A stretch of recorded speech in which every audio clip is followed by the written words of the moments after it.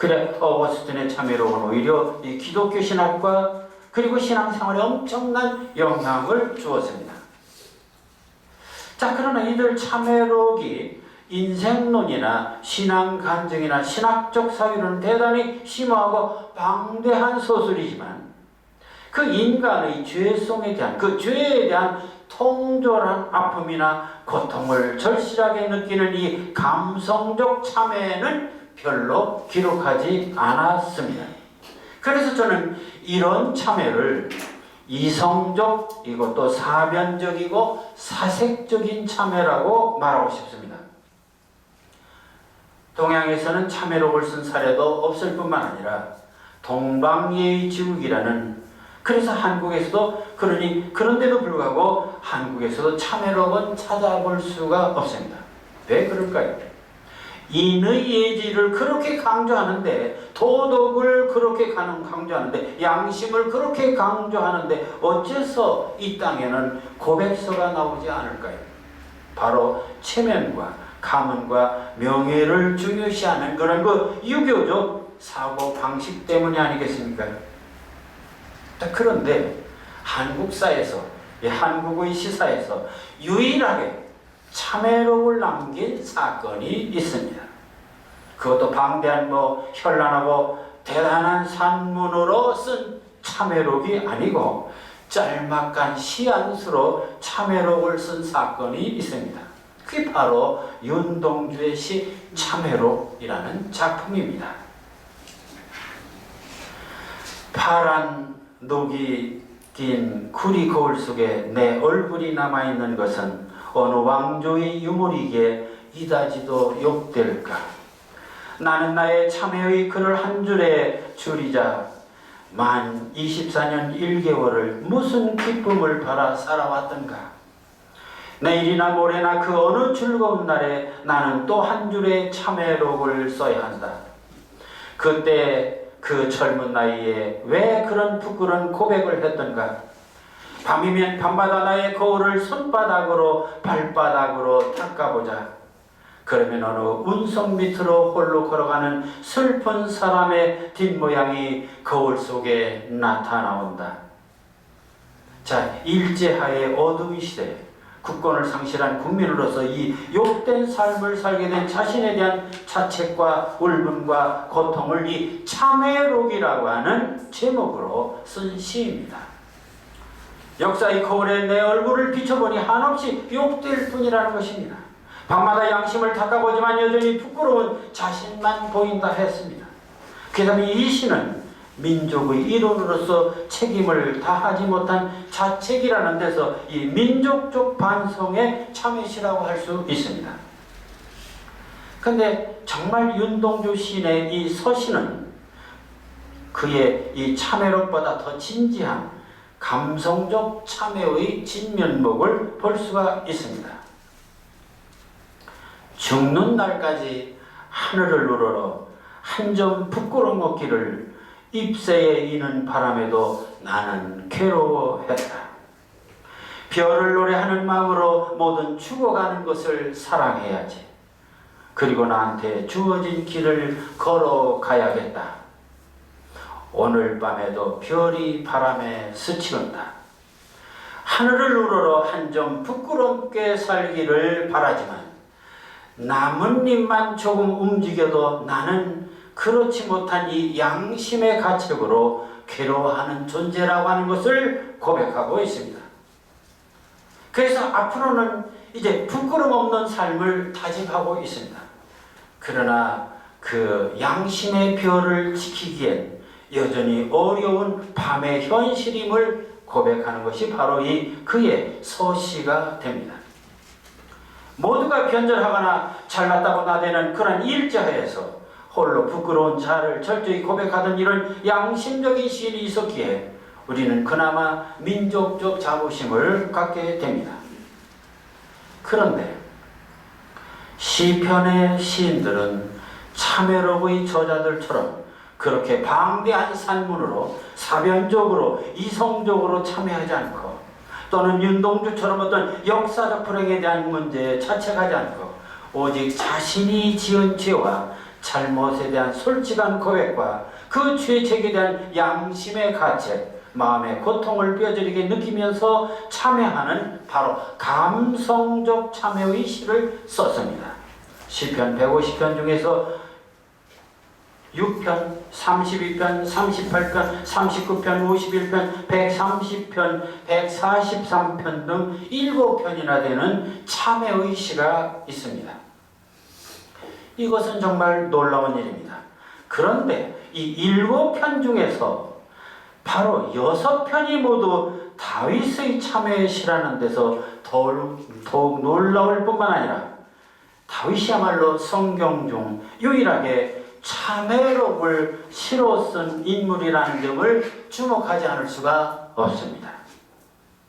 그런데 이 다윗의 참회시 6편 중에서도 바로 오늘 우리가 공독한 시편 38편은 참회의 진정성이 무엇이며 회개하라 천국이 가까웠느니라 해서 이 회개의 마음가짐이 어떤 심정이어야 하는지를 보여주는 너무나 절절하고 구체적이고 감성적인 시라는 데서 한없는 감동과 은혜를 체험하게 되는 것입니다.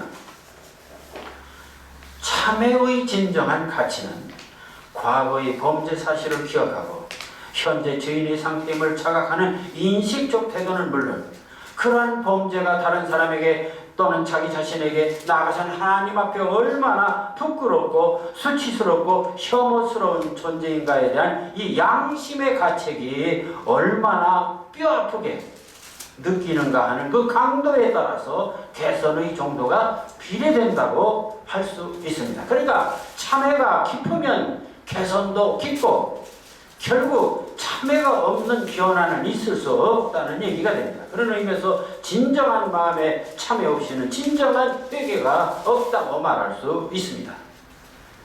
그런 점에서 우리는 이 다윗의 시, 바로 시편 38편에 위대함이 있고 대단함이 있다고 할 수 있습니다.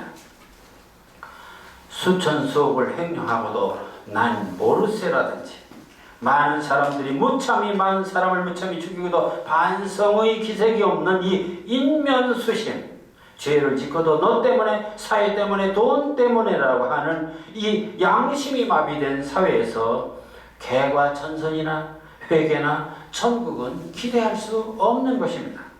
따라서 회개를 통한 이 천국의 길이나 구원의 길은 먼저 그 죄에 대한 통절한 감성적 정서적 이 고통을 뼈저리게 느끼는 이 진정성 있는 행위가 가시적으로 요구되는 것입니다.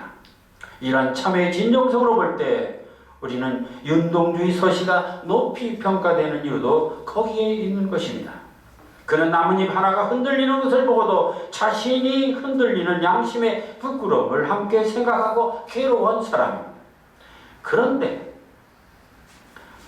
다윗의 죄성, 이 죄에 대한 이 양심의 가책과 그 고통에 대한 시적인 고백은 역사상 그 어떠한 참회록보다도 처절한 아픔을 고백하고 있습니다. 다윗은 자신의 죄성과 범죄로 인한 고통을 철저히 하나님의 징계로 인정하고 있고 그 고통이 얼마나 큰 것인지를 시적인 이 메타포를 고백하는데 이는 마치 형틀에 매서 곤장을 맞는 세상의 어떤 징계보다 더 통절한 아픔을 느끼게 하고 있습니다. 하나님의 징계가 얼마나 아픈지 본문 2절 주의 화살이 나를 찌르고 주의 손이 나를 심히 누르나이다. 자, 이 구절을 읽을 때면 내 몸도 아프고 숨이 막힐 듯합니다. 주의 징계가 내 몸을 찌르는 화살처럼 육체적 고통을 느낄 뿐만 아니라 숨이 끊어질 정도로 괴롭다는 얘기입니다. 그런데 3절은 그 강도가 더 심합니다.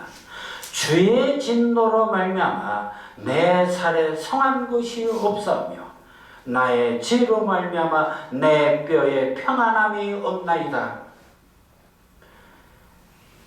주의 화살이 나를 어느 하나만이 아니라 전신을 지금 찌르고 있어요. 그러니까 전신이 아픕니다. 근데 몸만, 육신만 아픈 것이 아니고 마음만 아픈 것이 아니라 뼈까지 아프다라고 하고 있습니다. 내 몸의 어느 한 곳만 화살 맞은 것이 아니라 온몸에 화살을 맞아 성한 곳이 없는 이 육신의 고통과 뼛속까지 평안함이 없는 이 마음의 고통을 느낀다고 했습니다. 그리고 이러한 형벌은 바로 남의 탓이 아니라 내 잘못이라는 것을 고백하고 있습니다. 그리고 그 고통은 4절에서 바로 내 죄악이 머리에 넘쳐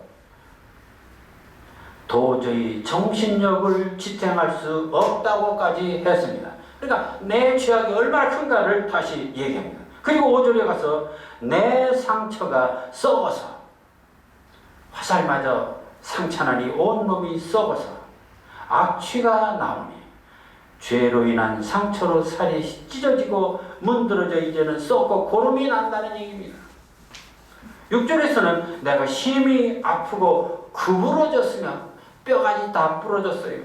온몸이 뒤틀리고 허리가 구부러졌다 했으니 이 의학적으로 보면 완전히 이것은 죽은 목숨입니다. 그래서 7절에서는 내 허리에 열기가 나고 내 설에 성한 곳이 없나이다. 이건 의학적으로 그렇게 처음에는 상처를 입고 그것이 곰고 골면 열이 나죠. 대단히 아주 의학적입니다. 상처나고 골마서 썩고 악취나고 열이 나고 그러다가 그 다음에는 죽는 것이죠. 이처럼 죄로 인한 고통은 마침내 썩어 문드러지는 이 육체적 고통을 겪게 될 뿐만 아니라 정신적 고통을 동반합니다. 자, 그래서 8절에서 내가 피곤하고 심히 상하였음에 마음이 불안하여 신음하나이다. 육신의 고통은 심리적인 불안과 초조를 동반합니다. 이처럼 처절한 육신적 정신적 고통을 겪으면서도 이 모든 원인은 자기에게 있음을 자백하고 그리고 이 문제를 해결할 길은 오직 주님밖에 없음을 고백합니다. 그래서 9절에서는 주여 나의 모든 소원이 주 앞에 있사오며 나의 탄식이 주 앞에 감추이지 아니하나이다. 주님께서 해결해 줄 수 있기 때문에 모든 것 주님한테 고백한다는 얘기입니다. 죽게 된 고통을 해결할 분은 오직 주님이시니 주 앞에 저의 모든 처지를 솔직하게 고백한다는 것입니다. 자, 10절에서 다시 내 심장이 뛰고 내 기력이 쇠하여 내 눈에 빛도 나를 떠났나이다. 심장이 뛰는 것은 극도의 흥분 상태고 이제 괴로운 상태겠죠.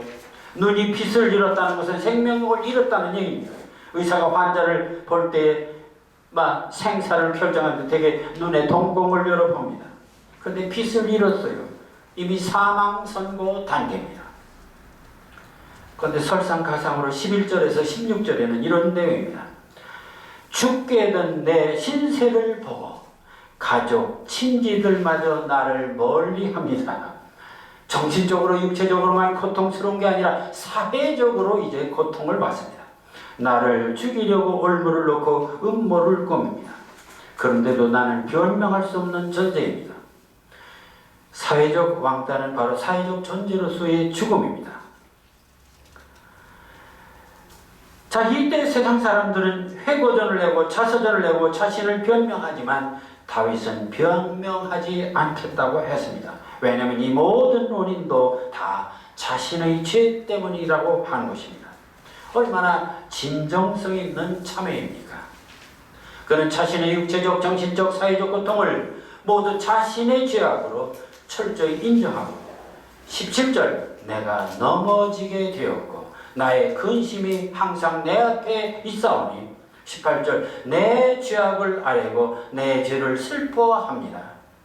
이렇게 다윗은 자신의 범죄와 죄악에 대한 인식을 이성적으로 논리적으로 변명하지 않고 철저히 자신의 그 육체적 정신적 고통으로 아주 뼈저리게 받아들이면서 이러한 고통을 신체의 각 기관 살갗, 뼈, 허리, 심장, 눈, 머리 이 모든 신체 기관들을 다 동원하면서까지 이걸 신체 기관 이미지라고 시학에서는 말하고 있습니다. 그러니까 이 시는 바로 신체 기관 이미지를 총동원한 시라고 말할 수 있습니다.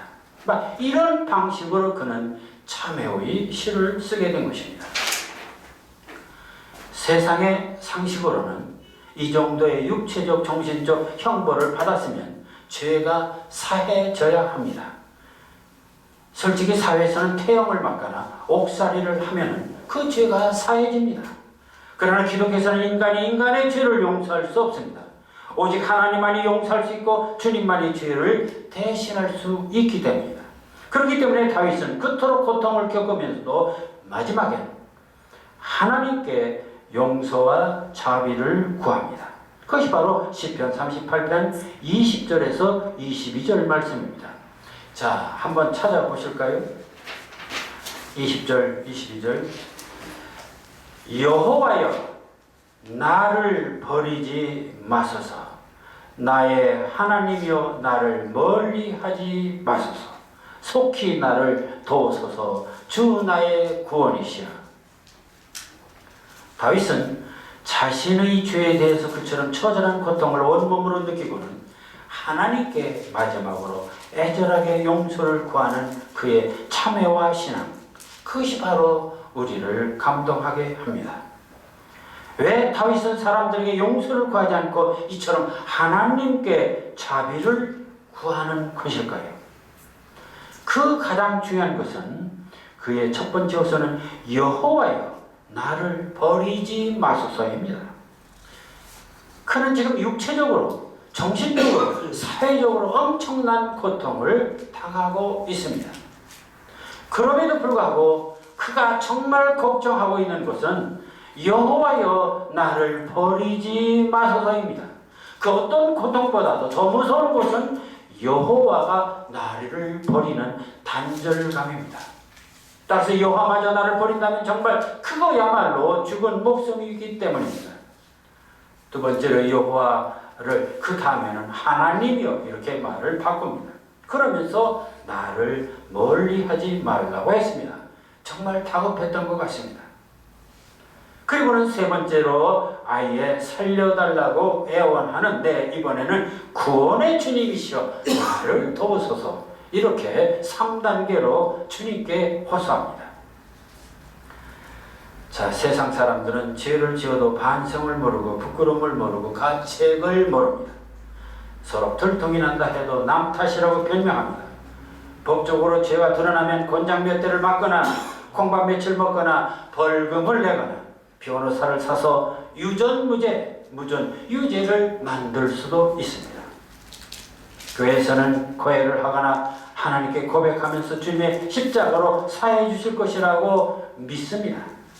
그러나 다윗은 철저히 자신의 죄를 이 시라는 문자를 통해서 참회록을 써서 세상에 밝히고 그 죄에 대한 형벌을 정신적, 육체적, 정서적으로 통절하게 느끼면서 반성하면서 이 모든 책임을 자신에게 돌리고 있습니다.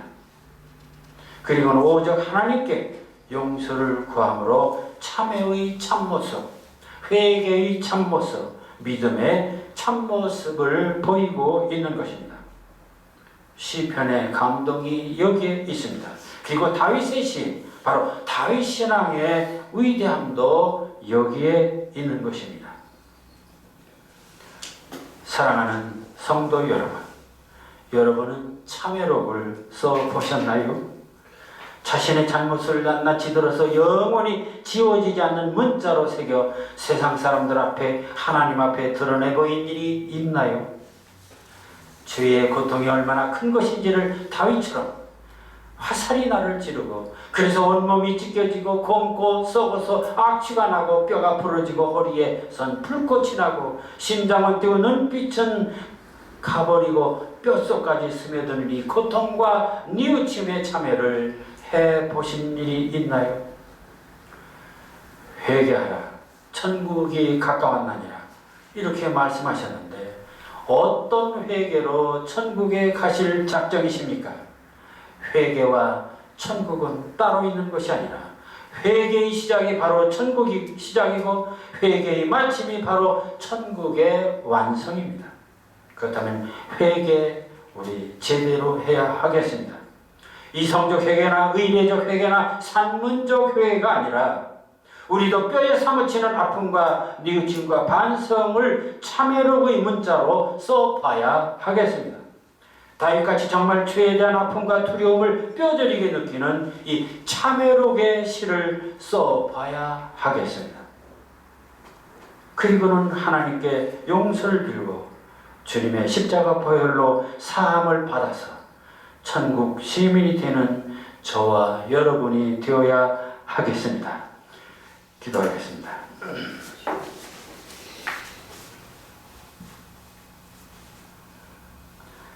참회록을 쓰게 하소서.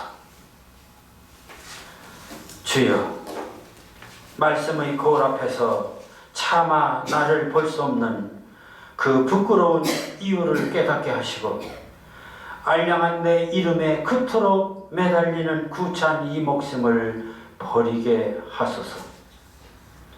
빛과 어둠을 가리지 못하고 좌와 우를 가리지 못하는 눈먼 내 영혼을 슬퍼하게 하시고 바람 따라 물결 따라 세상 따라 흘러가는 이 지조 없는 내 믿음을 채찍하게 하소서.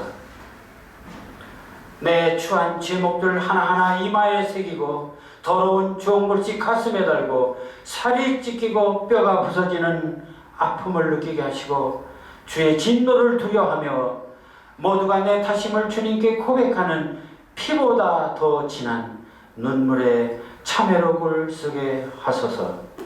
예수님 이름으로 기도하옵나이다. 아멘.